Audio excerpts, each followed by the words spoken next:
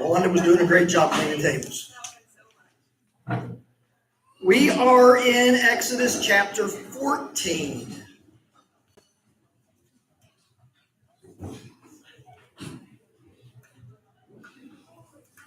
And hopefully we'll get to the end of it.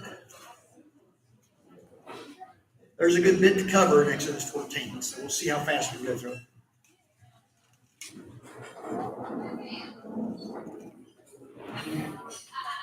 Exodus 14, we are in verse 1 through 4.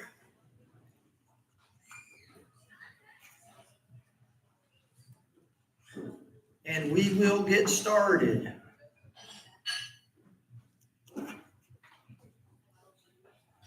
Then the Lord gave these instructions to Moses. Order the Israelites to turn back and camp at Pi-Hahiroth between Migdol and the sea. Camp there along the shore across from Baal-Zephon. Then Pharaoh will think the Israelites are confused. They are trapped in the wilderness. And once again, I will harden Pharaoh's heart, and he will chase after you. I have planned this in order to display my glory through Pharaoh and his whole army. After this, the Egyptians will know that I am the Lord. So the Israelites camped there as they were told. Okay. Why did God ask the Israelites to camp in that specific spot? What does it say? For his glory, okay? Because he was going to do something to display his glory, right? Okay. It's going to confuse the Egyptians. It's also going to confuse the Israelites a little bit, right? The Israelites wondering, why in the world are we going back towards Egypt? Why in the world are we going to be camping instead of continuing on to the promised land? Okay, we already discussed last week how they were probably confused because they weren't going the most direct route. So there's a lot of things that are probably confusing the Israelites at this point. And while the Israelites might actually have been confused as to why they stopped instead of continuing on their way, God knows the reason. And once again, God does everything for what purpose? To bring himself glory. Everything that he does, everything that he has us do in life is to be about bringing him glory. So as we look at these 4 short verses, we must assume that Pharaoh sent spies to follow after them. How else would they know that they turned around and they were camping, right? So the spies, they go back, they let Pharaoh know what's going on, and all of a sudden, Pharaoh has a change of heart. And Pharaoh says, okay, I don't want to let him go. I've changed my mind. God hardens Pharaoh's heart one last time. And remember that Pharaoh hardened it many times first and still was hardening it by sending the spies to follow the people of Israel. This is yet another battle between God and the pagan gods of Egypt. And there is seemingly one clash after another, but God doesn't want to leave any doubt whatsoever in anyone's mind who is the true God and who is the deliverer. Okay, God is the deliverer. He is the only one who can deliver. Now, one last miracle of punishment would show that God's control was exerted anywhere and that all the plagues back in Egypt weren't just a rare fluke. Okay? And God is setting them up for a major destruction. That's exactly what God is doing right now. Any questions or comments on verse 1 through 4? Nope. Okay. Let's go through 5 through 9 real quick. When word reached the king of Egypt that the Israelites had fled, Pharaoh and his officials changed their minds. What have we done, letting all these Israelites, slaves, get away? They asked. So Pharaoh harnessed his chariot and called up his troops. He took with him 600 of Egypt's best chariots, along with the rest of the chariots of Egypt, each with its commander. The Lord hardened the heart of Pharaoh, the king of Egypt, so he chased after the people of Israel, who had left with fists raised in defiance. The Egyptians chased after them with all the forces of Pharaoh's army, all his horses and chariots, his charioteers, and his troops. The Egyptians caught up with the people of Israel as they were camped beside the shore and Pi-hahiroth across from Baal Zephon. Okay, so once it dawned on Pharaoh and his officials that the Israelites were truly gone, they sort of began to worry about what was going to happen to Egypt. Okay, everything that was going on in Egypt, all of the properties that were being managed, everything that was being taken care of in Egypt was no longer going to be taken care of in Egypt. So they were going to have to start doing some work.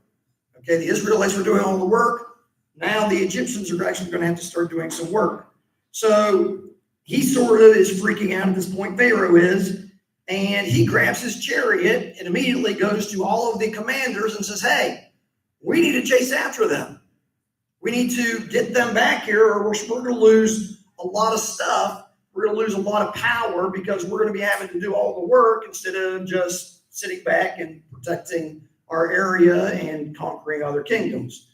So this is something that's going on. Pharaoh and his officials are arrogant, and they were concerned for Egypt's economy, and they were going to be forced to do work for themselves. It was almost as if the society was so lazy and unwilling to work that they were willing to face all kinds of punishment that God might place on them by chasing after them. They already know what God was capable of, right? 10 plagues. Already saw all the 10 plagues, already saw all the destruction that could happen. But all of a sudden they start saying, wow, we're going to lose all of this stuff. And I'd rather have God's wrath on me than have all of our stuff lost. That's sort of what they were saying. So regardless of the reasons, they didn't want to lose the slave labor. And after a brief consultation, Pharaoh decided to try to bring them back by force.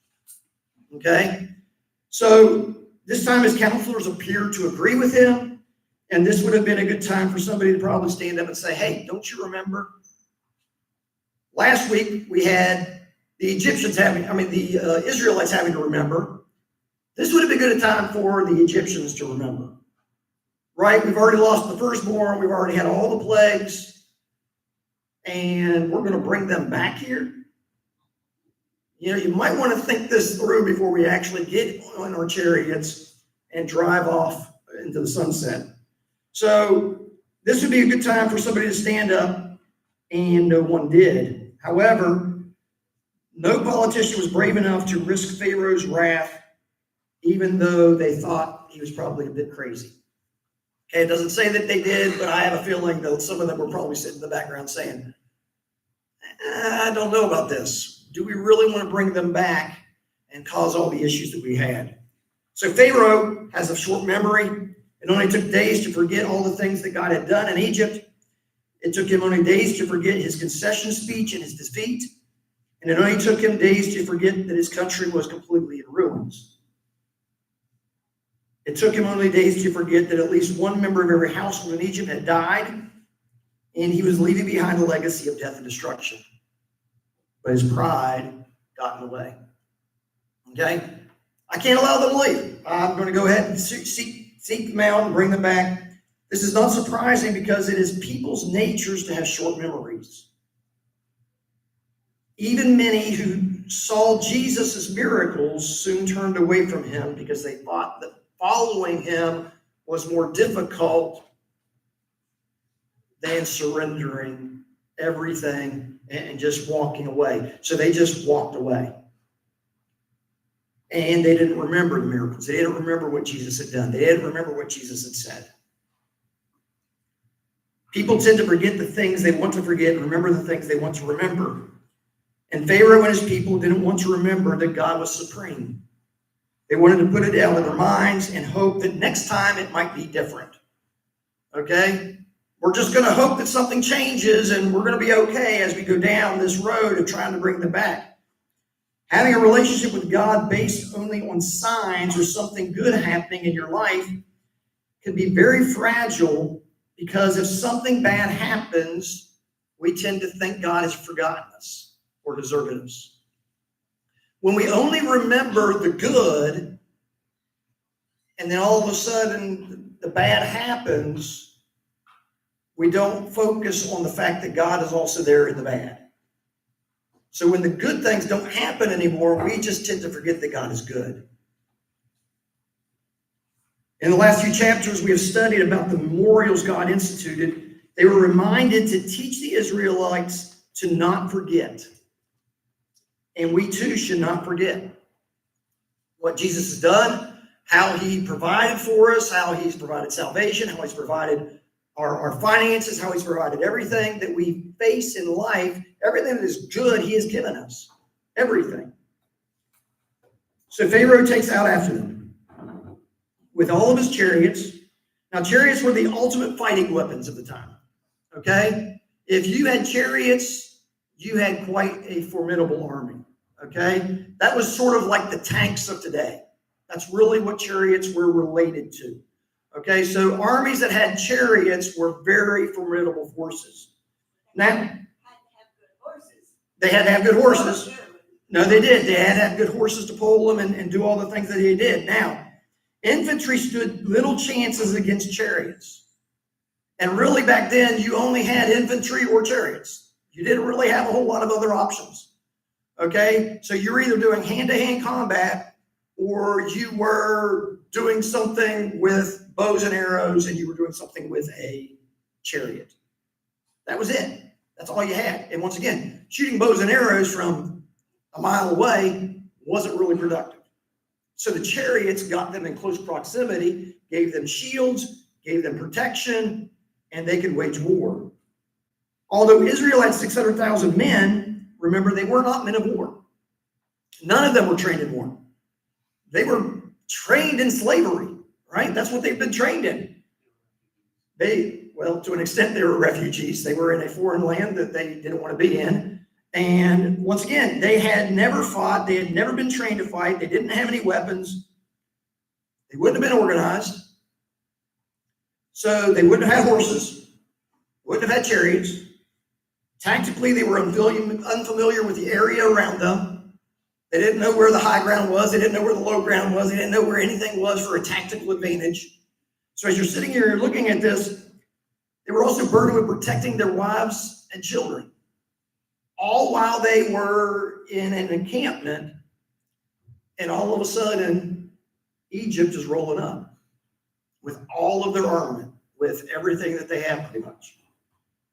So it wouldn't have been a fight if they had to go to battle. It would have been a slaughter. The Israelites would have all died. Okay? So we need to sort of preface that, because I want you guys to know that God didn't let them do this or get to this place without having a solution to their problem. Yes, he put them in the situation. He told them to go to the situation. But once again, he had a purpose behind putting them there. And a lot of times in our lives, God has a purpose in allowing us to be where we're at, in situations we don't want to be in. One, to show and to reveal his glory, but two, to get us to trust him even in the storms. And a lot of times we want to trust him when everything's sunny.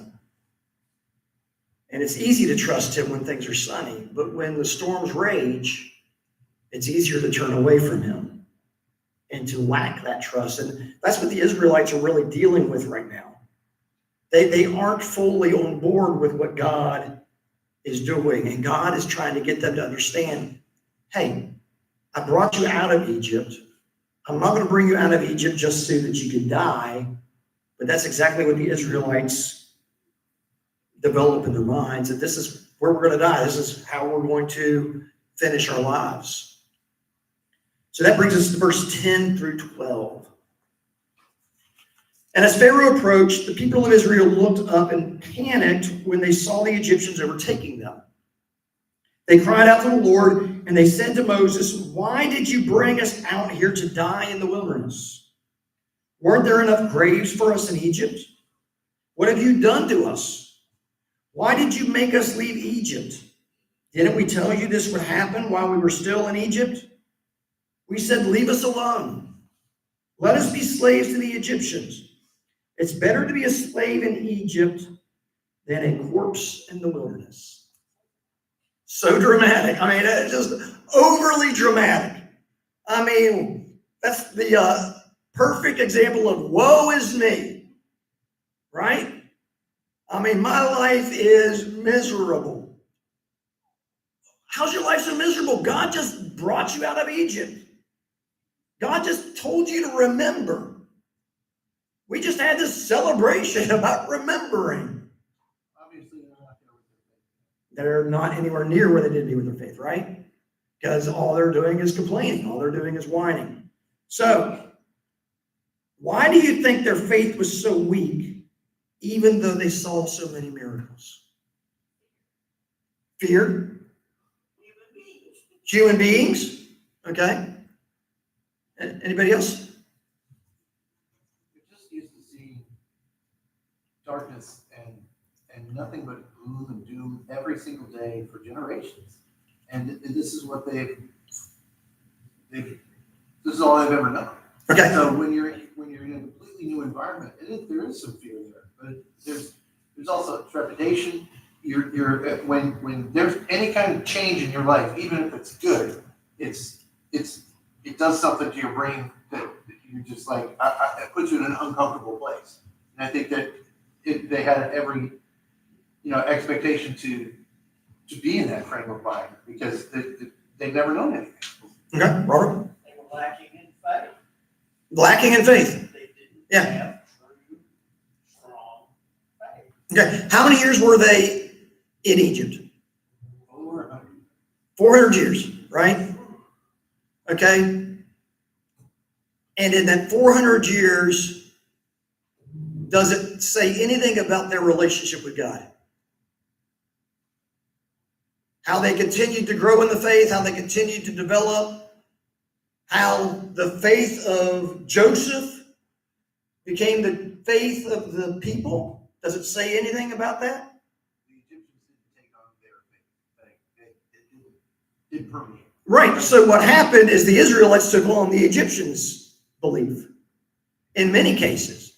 So they didn't have a faith that was developing. They didn't have a faith that was growing. They didn't have a faith that said, okay, yes, I remember 400 years ago when God brought us during a famine and placed us in Egypt to save us. You know, they don't have this. It's kind of sad to think about, but their faith was in the Egyptians and the Pharaoh and because they were given everything by them. Mm-hmm. They worked and they had their house, they had their, their food, they had their everything just supplied for them as long as they did their job, as long as they did what they were supposed to do. But what they forgot was God's providing. Okay? It looks like Pharaoh's giving it to them, but it's all God's. Absolutely. Yeah, Jim? Sometimes you see people in certain like substance abuse that you have to want to be well, and you have to want to. Sometimes the really horrible place that they're in is comfortable. I mean, that's all they know, and so they would prefer to wallow in what they know than to really try to go for something better. Absolutely. It goes back to that old saying, the devil that I know is better than the devil that I don't know. And a lot of times that's what we just do. We gravitate towards what we know. This is security. This is safety. This is something that is okay for me because I at least know what my expectations are in it. Number one of Maslow's hierarchy of needs, survival. They're not sure they're going to survive. And right now they're not sure that they're going to survive. And once again, we're getting ready to see that the Egyptians are on their way. And they eventually see the Egyptians, and that the fear has to be instilled in them at that point. Because once again, that they're sitting here screaming at Moses, hey, why'd you bring me out here? We're just going to die. We're just going to be slaughtered. We're just, weren't there enough graves in Egypt for us? And I think that that's exactly where they're at. They're wanting to have faith, but man, it's just not there. It's not where it needs to be, and it wasn't being developed. And how frustrating that would be for Moses.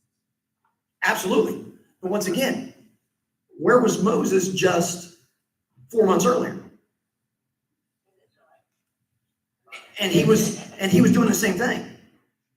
He was doubting God. He was saying, hey, I'm not the person. Don't send me. And his faith wasn't where it needs to be either. And even now, his faith isn't exactly where it needs to be. And he's had the chance to actually talk to God. He's the one hearing the audible voice of God on a day-to-day basis. And he still is not all the way there to where he's truly trusting God with everything that's going on in his life.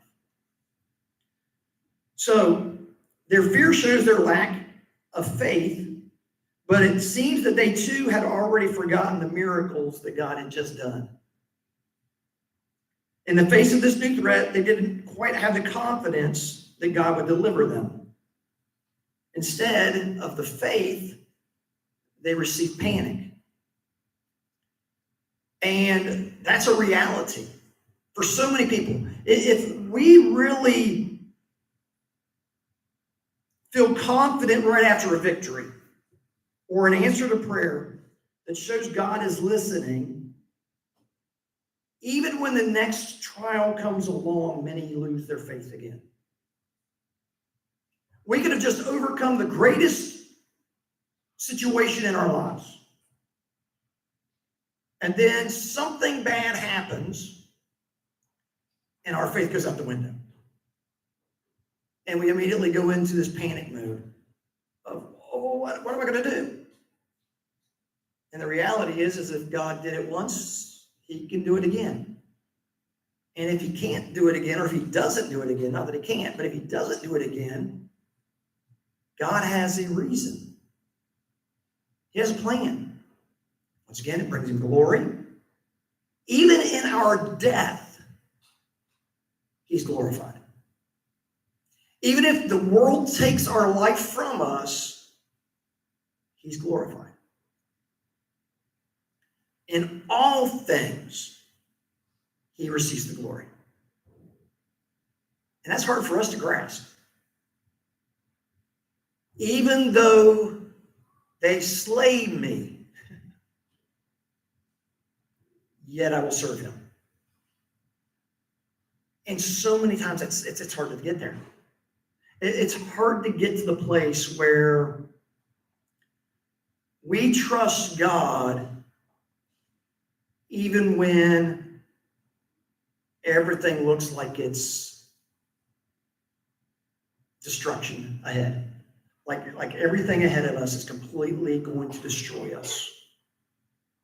Well, I heard Ishak and Abednego, is that even if our God doesn't save us, we're still going to believe. That's the thing. Knowing you're about to try in a furnace, it's 7 times hotter than. Absolutely. And then there's a fourth figure in there. So it's if you just have enough, if you have faith. I don't know. People say enough faith, like little faith, enough faith. I mean, I can see growing, like being a baby in the journey and being spiritually mature. But I think faith is this faith. There's you either have it. But you may waver and wonder, is this evil at work or is this a trial by God? But either way, God will use it. Even if it's a trial even if it's something that Satan is throwing at us, God will still use it. God will still get us past it. And once again, that's the hard thing. It doesn't matter whether it's God allowing a trial or if it's Satan throwing his darts at us. God promises that we'll get through it. Maybe not the way we want to, right? But we will get through it. We will get to the other side. Absolutely. So once again, when the next trial comes along, many will lose their faith and begin to worry. And that's a reality. We do this, and I believe that's why our faith is supposed to be growing. With every trial, with every situation that we find ourselves in, our faith should be getting stronger with each individual trial. If you can have faith in the darkest hour, then you're really good for the Absolutely. twilight. Absolutely. And that's what God ultimately desires for us. That when we get into the situations in our lives when we don't know the answer, that God wants us to trust Him enough and have the faith enough to say, even if the fire is 7 times hotter than anything, I'm still going to be coming out of it, one way or the other. And that having God in my corner is enough. God promised the Israelites He was going to get them to the promised land. Right? So why were they lacking that faith? Because once again, they hadn't had a chance to really develop it. Now, this trial was a very real object lesson for the Israelites' faith, wasn't it? God had a reason for doing it. One was to show everyone who is the real God and finalize His victory over the Egyptians and their gods, and to completely humble the land and its pride. Now, the other was to show the Israelites again how He would protect them and how they had nothing to fear. Now, once again, the Israelites are going to go into the land that is promised. That's where all of the ites are. Okay, we talked about that. All of the ites are in this land.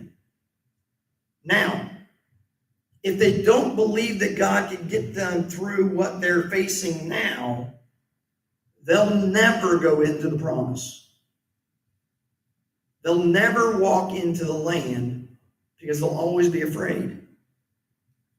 For over 40 years, you had 2 generations That passed away. But now they've known something else. So their whole life has been different from like birth to, Absolutely, because they didn't know slavery at the time. up to who's going to be the fighting age males Right. when they get to the promised land. Right. So now you're talking, you're changing the dynamic of the group as you go. And I think that it takes, I guess, in God's time, it takes that much time. And it sometimes does. For a group faith to Mhm. work in.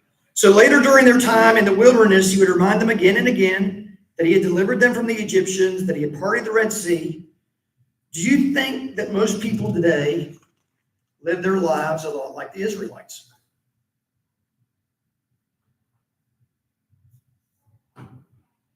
Trouble comes, and we want to run back to what's comfortable. Moses is not around for them to blame. And Moses isn't around for them to blame. Absolutely. So what we do is we blame God. Right? Now, the Israelites did something that they hadn't done before. It says that they sought God, and then they blamed it on Moses, which was a little bit of a twist. At least they said, hey, we're seeking God, but we're still going to blame you for taking us out of the promised land. So there's something that's there that's starting to develop that's saying, oh, yeah, maybe we need to at least seek God first before we go throwing out all these accusations and, this negativity.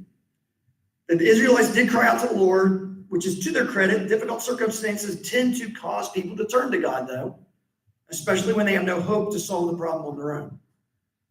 Turning to God shows humility, but sometimes it also just shows desperation. So what do you think it was for the Israelites? And it could have been both, right? It could have been the desperation, but it could have been a little bit of both. It could have been possibly, well, God says to remember, so I'm going to remember. I'm going to cry out to God and have Him protect me. Yeah. In my mind, it's like the 2 thieves on the cross. One of them completely just says, nah, this is foolish, we're just gonna die. The other one cries out. Mhm. And it's both. It had to be. Mhm. Desperation and faith. Oh, absolutely. I believe it is. Yeah, I believe that both are occurring at the same time and possibly being in the same people. I want to have my faith, but I'm also desperate. But the one who said to him, he knew he was still going to die, Right. and still Jesus knew their hearts. He knew it wasn't going to be a good result, but yet he still trusted in God. You know, even if they slay me, even if they take my life. So notice right after the text says they turn to the Lord, we see that they are complaining to Moses and expecting to die.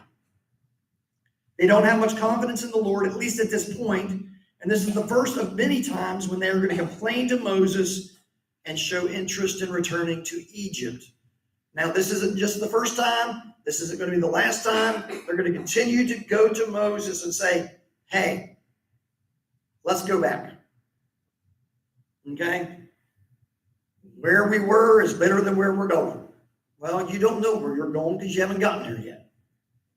So maybe we just need to sit back and just take a chill pill, so to speak, and allow God to just get us where we're supposed to go and get us to the faith that we need to actually have. So I believe that the core issue that they have is faith, and more correctly, the lack of it. If they expected big things of God, they wouldn't have been worried about the Egyptian army or the warriors that they're going to be facing in the promised land, or the shortage of water, or the shortage of meat, right? That they're going to continue to complain about as they're going on this journey. They would know God's character. They would believe he would supply all of their needs according to his riches and glory. Their needs, right? Actually, it would seem very odd for God to do all of those miracles just to allow them to be killed by the Egyptians. Moses points that out. And Moses points that out, right? You don't want to just let them die. Let the Egyptians win. Yeah, I was like, I guess you're right. yeah, yeah, absolutely. So, Then how will you move? absolutely. So, any more questions or comments on that little area? Let's go 13 through 18. But Moses told the people, don't be afraid, just stand still and watch the Lord rescue you today. The Egyptians you see today will never be seen again. That's a bold statement, right? The Lord himself will fight for you, just stay calm. Then the Lord said to Moses, why are you crying out to me? Tell the people to get moving. Pick up your staff and raise your hand over the sea. Divide the water so the Israelites can walk through the middle of the sea on dry ground. And it will harden the hearts of the Egyptians, and they will charge in after the Israelites. My great glory will be displayed through Pharaoh and his troops, his chariots and his charioteers. When my glory is displayed through them, all Egypt will see my glory and know that I am the Lord. Okay. Did Moses talk with God before or after the people? Well, they complain to him, and then he's talking about, Okay. how are we going to get out of this one? So what does this say about Moses' faith at this point? He's reactive instead of being proactive. Okay, reactive. But he knew, he told the people that Egypt's chariots will never be seen again. So obviously he's had a conversation already. It almost sounds to me like Moses tried to take charge at this point. I mean, 15. And then God says, whoa, why are you crying? Why are you allowing me to do this? Or, that seemed odd. Why are you crying out to me? I didn't catch him crying out to God in the previous. Mm-hmm. No, it doesn't say that he cried out to God in the previous thing. It just says, okay, don't be afraid. I know what God's done in the past and he's going to see us through this. But then all of a sudden God says, okay, wait a second. Why are you crying out? Tell them to get moving. Tell them to. You mean crying out, maybe like complaining? Right, yeah. And I think that maybe he was sort of going to God and saying, okay, God, this is what they're asking. Well, why are we here? Why are we doing this? Why are we going through this situation? And God looks at Moses and says, hey, why are you crying to me? Pick up your staff and move. Trust trust me. I've already given you the power. I've already told you that I'm going to be with you. Do what's needed to be done. Pick up your staff, speak to the water, and let it be done. And I think that a lot of times we sit there and we say, okay, we're here, God. Well, I'm kind of like for him to tell me what to do. Okay. I would. And the thing is a lot of times God gets us to a place that he wants us to be, and we still don't want to be where he wants us to be. So we complain about where we're at, and God says, I've already told you what I want you to do. I've told you I want you to go to Nineveh, right? You didn't want to go to Nineveh, I put you in the belly of a fish. But now we look at this situation, and God says, I've already promised you I'm going to get you the promised land. Sometimes you just got to act in faith. Sometimes you just got to move in faith. Blind faith. Blind faith. Absolutely. So he says, okay, tell the people to get moving. So when Moses continued growth, or with his continued growth and maturity, I think he might have joined the chorus right along with the people questioning God. Well, I mean, Even though he's growing in his faith, I think that he's still questioning God. who would have thought the water would open? No one. So, I think we could give them a little. It had never happened before, right? Yeah, so, Nowhere in history have we seen that the water's open and people walk across on dry ground. Except when they cross the River Jordan. Well, That's afterwards. That's coming, sorry. That's afterwards. So it's never happened before, right? Okay, so now there's a little hesitation. There seems to be still a little fear. There's doubt. There's questioning possibly. But Moses calmly reassures the people, and he reassured the people evidently before even talking with God. And maybe that was just like a blind faith thing. We need to trust God, but then he goes to God and says, okay, God, what are we doing? And God says, don't worry, just move. Just tell the people to move. Tell the people to go forward. He knew that God would save them somehow. He knew that through experience. And he knew because now he had a relationship with God. So once again, his faith is growing. He's making statements that are faithful, yet at the same time still going to God and questioning. Now, does God have a problem with us questioning? He wants us to understand the reasons for things, but we don't. I've seen actually both expressions on your face, yes and no. So we're gonna hash this out a little bit. Does God have a problem with us questioning? Now, there's a difference between questioning and groaning and complaining Okay, in my mind. okay, I think it's the heart of the heart behind the question. Yes. okay, I can say, talk to me. okay. Now, that would probably be an issue. I would agree that the questioning is what, is it Zechariah's questioning where he shut him up until the child was born, or is it question like Mary said, how can this be?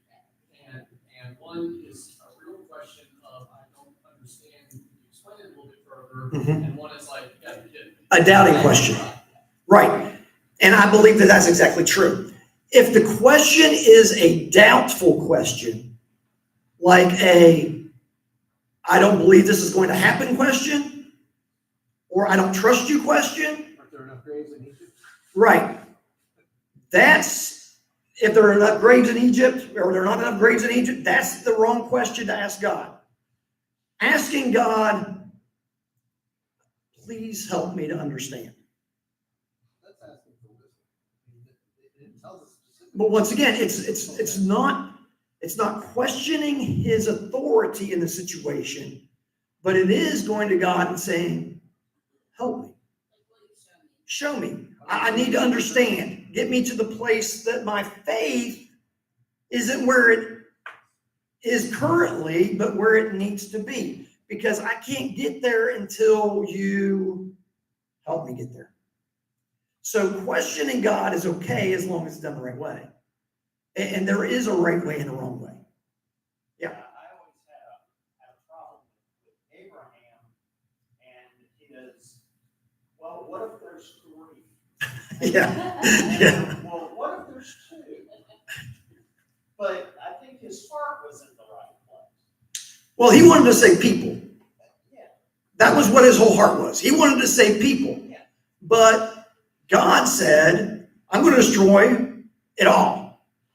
Right? No one is good, except it says later Lot. Yeah, no one is good. And then we find out that Lot's really not good. Right? So as we're sitting there and we're looking at the story of the Israelites in this situation, yeah, you can sort of ask God questions, but you can't go to him doubting. He doesn't want the doubting questions. Either we believe God or we don't believe God. Either we trust God or we don't trust God. That there isn't like a, well, I somewhat trust God. No, if you somewhat trust God, you don't trust God. We're looking for understanding in this earth. But looking for understanding is a different question altogether. But you have to trust him every day. And you do. I believe in Jesus now, everything will be fine, but No, it's a trusting every day. It's a waking up and realizing. Yeah, the old saying is, I have been saved, I am being saved, and I will be saved. And it's understanding that all is a progression of our faith. Yeah. And I would say there might be a third category too, because there's the Mark individual, the one in the book Mark says, I believe, help my unbelief. And so it's almost like, I do believe, but there's parts of me, and you're saying it, I think, with humility, not, and it's more than just saying I don't understand, but I really think it's, God, there's some doubting going on here, I'm sorry about it, and help me with this, I do believe, and yet I'm torn. at Right. this point. Right. I think that some of that too. Oh, absolutely. Help my unbelief. I do believe. I have faith. But man, my faith is weak. Yeah.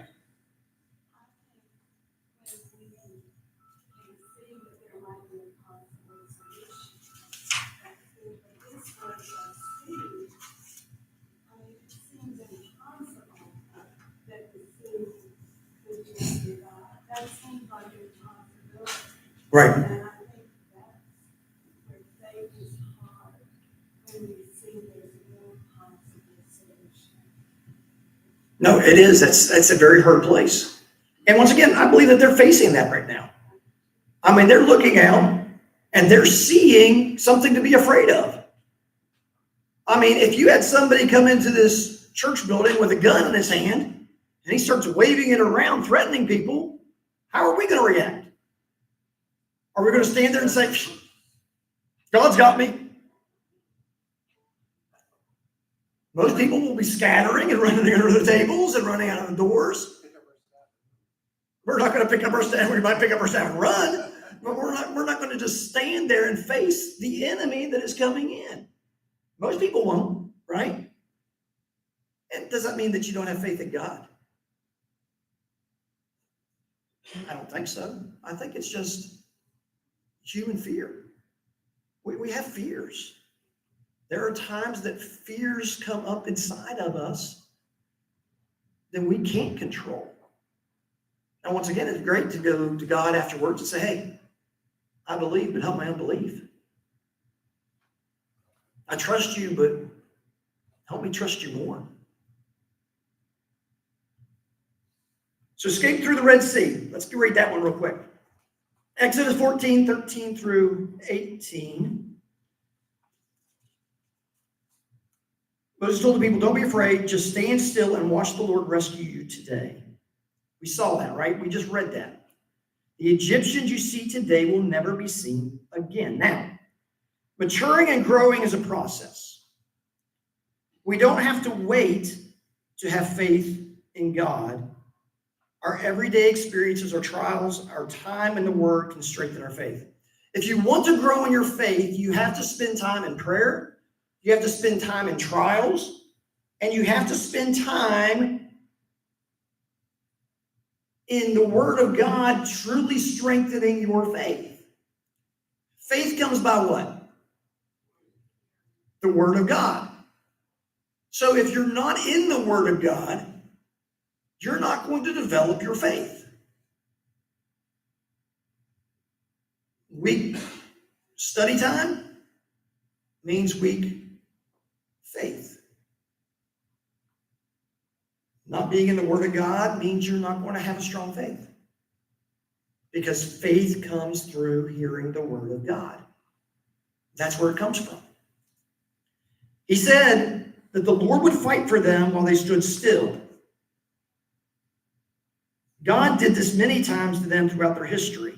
Not every time, though. Many times they had stepped out and had to do something. Once again, he tells them that they could stand still. While you're standing still, this is what Moses says. And then God says, tell them to do something. But he hadn't yet directed them to. He hadn't. To use the staff.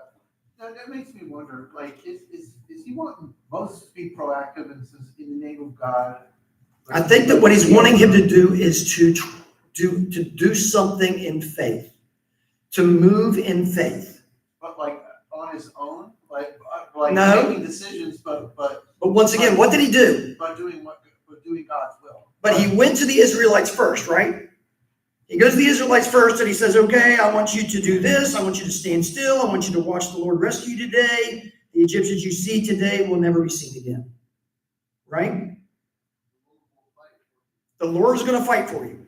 Now, he goes to them and he tells them this. So they either have faith that that's a good, true statement, or they're like, I don't know. And once again, nowhere does it say that he sought God for this information.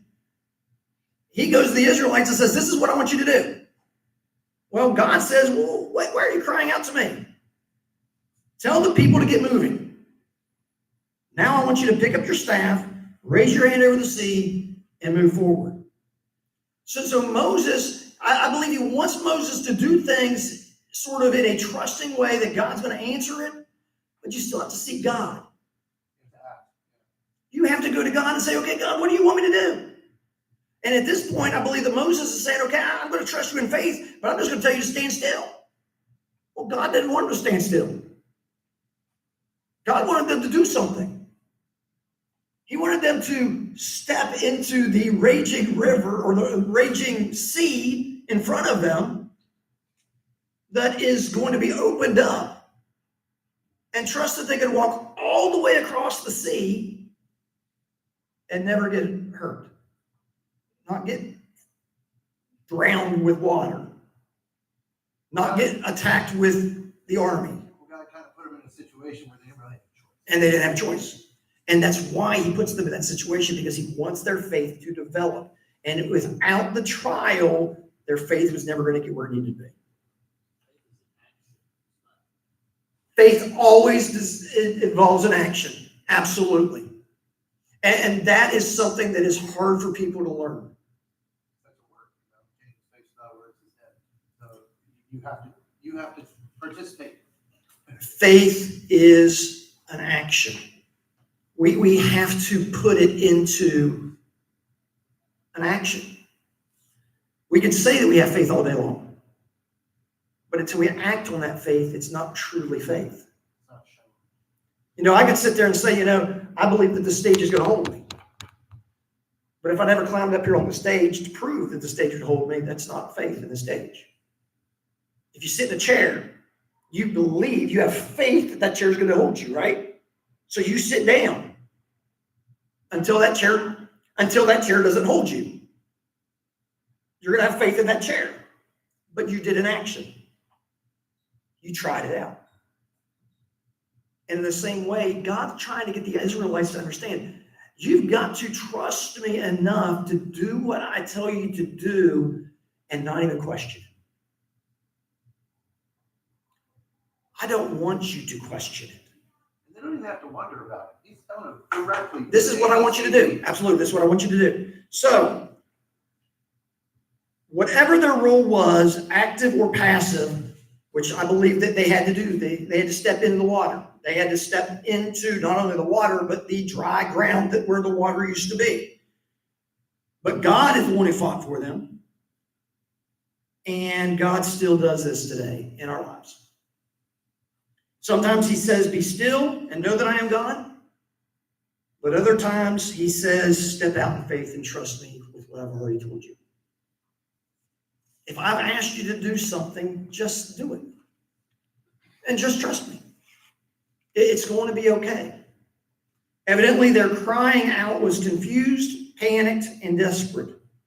And it seems as though God is saying, what are you afraid of? I've already promised to save you.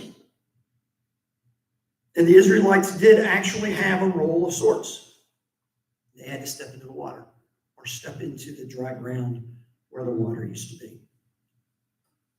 God hardens the heart of Pharaoh and his army as to prove once and for all that he is the true God. This is the last and perhaps most impressive miracle in a long line of miracles leading the Israelites out of Egypt. And it showed God's power in an amazing display that the people of Israel should never forget. As for God's justice, all the same reasons God was fair in the 10th plague apply here.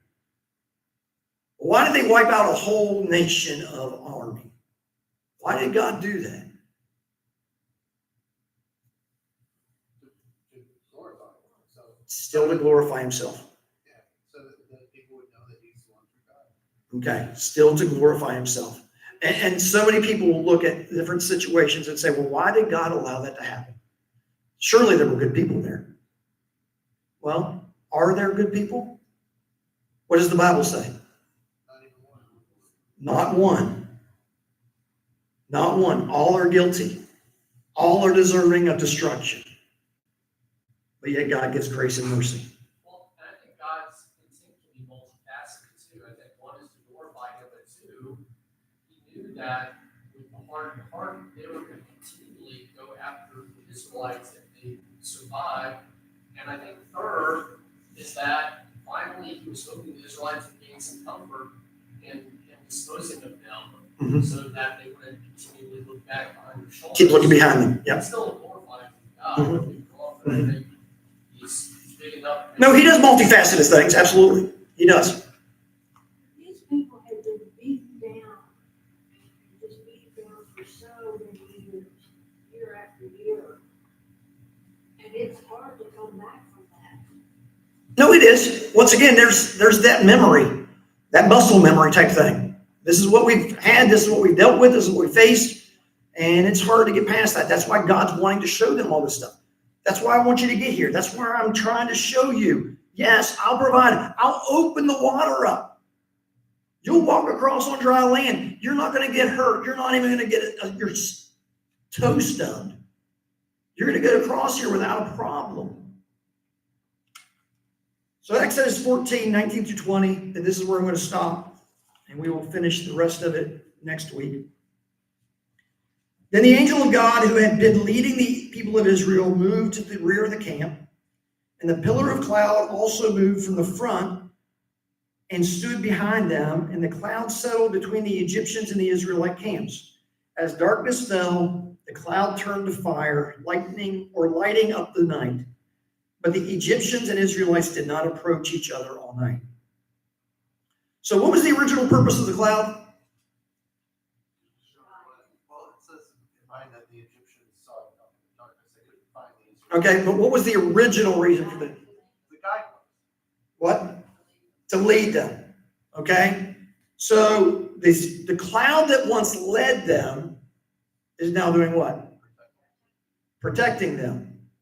No one's going to go through the cloud. No one's going to battle through the cloud, especially at night.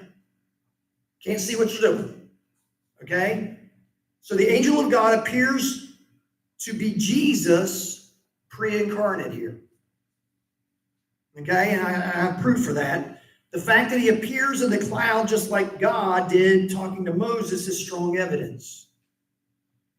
And also throughout the Old Testament this time, and the one like it, angel of the Lord seems to always mean Jesus. Okay?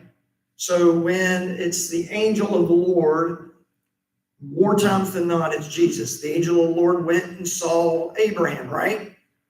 That was Jesus. Everywhere you sit there and you look at the angel of the Lord, more times than not, it is Jesus himself who is present. When you go to Revelation, It's Jesus himself that is present. Okay? So,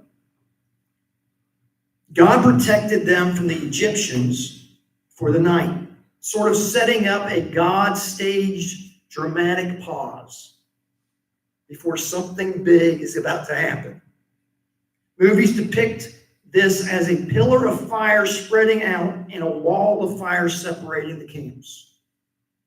You ever see the movie of Moses, the old-timey movie of the Ten Commandments and everything, and the wall of water separates? They actually used glass walls to separate these bodies of water, and it was actually one of the biggest thematic occurrences that had ever happened in movie history, where they actually showed the water being pushed back, and it was just a big clear piece of glass on both sides.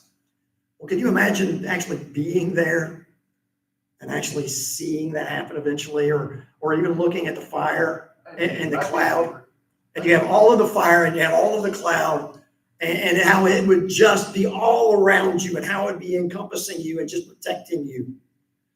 And that is something that the Israelites were seeing as they traveled. They were seeing the cloud, they were seeing the fire, they were seeing all of this stuff. And then all of a sudden the fire and the cloud go to protect them. Didn't they all hear God's voice at one point, like when they get to the foot of Mount Sinai? They will all hear the voice of God, and then the priests will hear the voice of God, and there's a variety of things that, yeah. But the Israelites don't want to talk to God. Israelites don't want to have a relationship with God that It way. was such a big deal that we're still talking about it. It's such a big deal that they're still talking about it. Absolutely. Absolutely. So this is another example of God protecting them.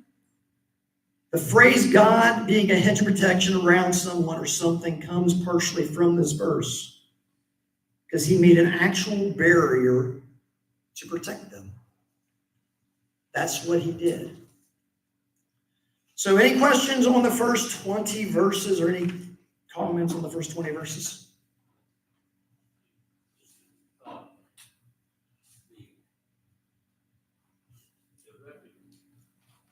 reputation, assuming the Israelites really didn't promise what people do. Absolutely. They knew the stories. Right. So, Mhm. I imagine this was the beginning of Well, yeah, I believe that they heard what happened in Egypt with the plagues. I believe that they've also heard now how this is going to be a separation of the water, and they're going to go across on dry land, and the whole army of Egypt is wiped out.